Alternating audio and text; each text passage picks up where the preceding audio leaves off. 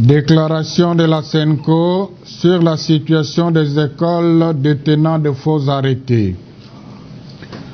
La Coordination nationale des écoles catholiques a reçu le 30 mars 2021 une correspondance du secrétaire général à l'enseignement primaire, secondaire et technique, EPST, datée du 26 mars 2021, qui lui annonce la désactivation des listes de paye de plus de 600 écoles conventionnées catholiques au motif qu'elles détiennent de faux arrêtés du ministre de l'EPST.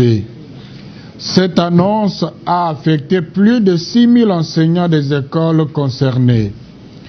La SENCO apprécie l'idée de rétablir l'ordre dans le secteur éducatif en mettant fin à la circulation de faux documents et la création anarchique des écoles, et elle est disponible d'offrir son expertise à cette fin.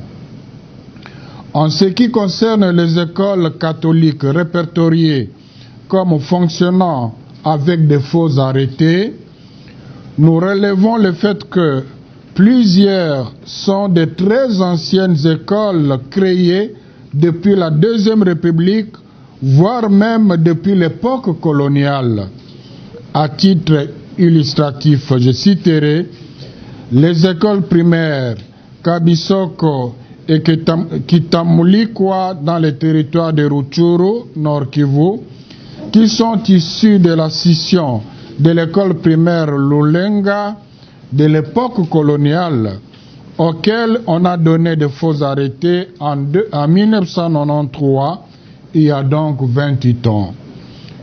L'école primaire Monandi dans le territoire de Kaninting Olomami, créée en 1942, à laquelle on a donné un arrêté en 2002 suite au changement de structure.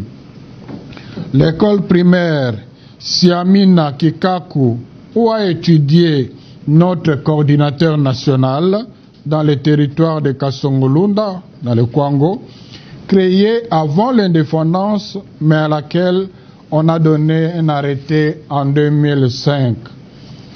Le collège Kinyati, dans le territoire de Massimanima, dans le Kwilu, créé dans les années 60, auquel on a donné 2 arrêtés en 2012 et en 2013 suite au changement de structure dû au développement de l'école.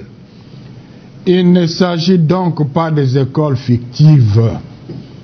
Elles fonctionnent normalement en se faisant contrôler par les inspecteurs et par les services du SECOP chaque année depuis leur création.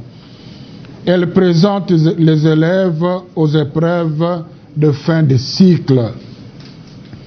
L'on perçoit ainsi l'urgence d'un travail de vérification beaucoup plus approfondi qui demande énormément de temps nécessaire afin d'établir les responsabilités de ces faux arrêtés. Tout comme il y a nécessité de régulariser les écoles victimes de ce système et de nettoyer le fichier du personnel. En attendant la finalisation de cet important travail, la SENCO prie les autorités compétentes de surseoir à cette décision de désactiver des listes de paye les écoles qui remplissent les critères requis de viabilité afin de garantir le droit à l'éducation des élèves et les salaires des enseignants qui y travaillent. Puisse la lumière de la résurrection de notre Seigneur Jésus-Christ éclairer les uns et les autres afin de garantir la bonne croissance physique, intellectuelle et spirituelle de nos enfants pour la gloire de Dieu. Je vous remercie.